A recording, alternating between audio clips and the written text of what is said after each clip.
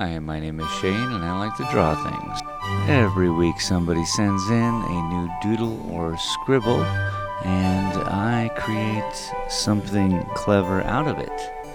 Now, no matter how clever or artistic I think I am, it is always good to get other people's opinions. That's why during the show you all are very available to tell me what you see. In this episode, we had one of the viewers really just give the idea so that we can follow through with the project.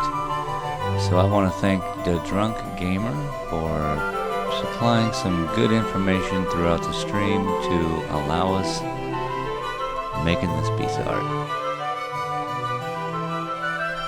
You want to send in your own doodle, send it to shane@space.glass is my email, or you can follow me on any of the platforms that are on my YouTube channel.